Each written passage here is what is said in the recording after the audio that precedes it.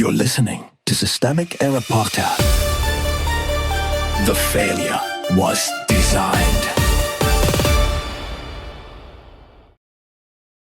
Ex-insider flags disturbing pattern of behavior behind Trump's FIFA fiasco, based on an article by Nicole Charky-Chami.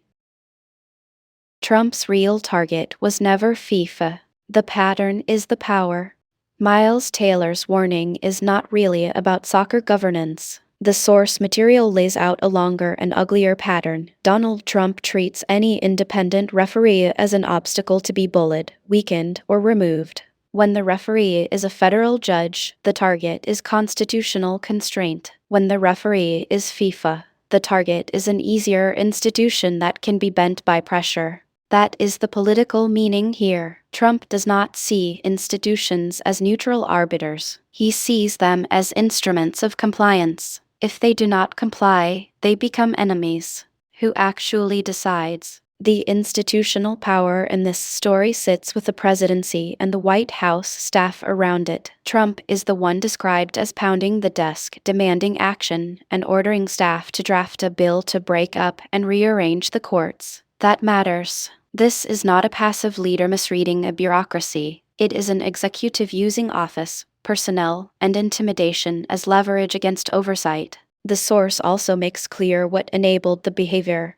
Aides who were present took the demand seriously enough to translate it into drafting, and operated inside a culture where the president's anger could be converted into bureaucratic labor. Authoritarianism rarely arrives as a single dramatic decree. It moves through staff work, legal paperwork, and institutional cowardice. What the article gets right, and what it softens. Taylor's account is strongest when it identifies the common thread. Trump attacks the legitimacy of any body that can tell him no. But the framing still risks softening the issue by describing this as a troubling trend or a comparison between refs. That language can make deliberate power abuse sound like personality disorder or sportsmanship gone bad.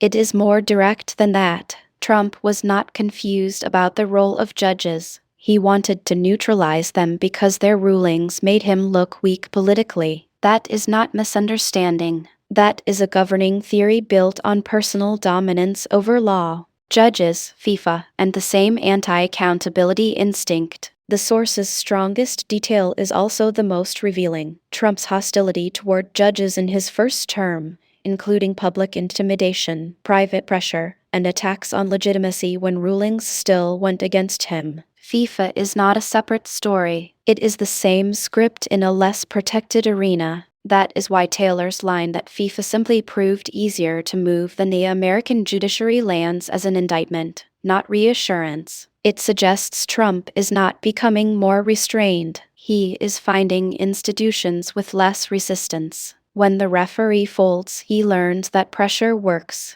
The real political lesson, the larger pattern, is not just cruelty or impulsiveness. It is the personalization of state power. Trump wants institutions that do not rule, only reflect his will. Courts, disciplinary panels, administrative bodies, oversight structures, all of them are intolerable when they behave like institutions instead of loyalists. That is the danger this reporting points to. The problem is not one rogue president having a bad temper. The problem is a political project that treats independent judgment as illegitimate unless it serves executive power. In that world, democracy is not defeated in one dramatic move. It is hollowed out every time the strongest office in government decides the rules should answer to one man. You've been listening to Systemic Error. Thanks to Raw Story for today's article, with the automated voice of Amy. Thanks for listening.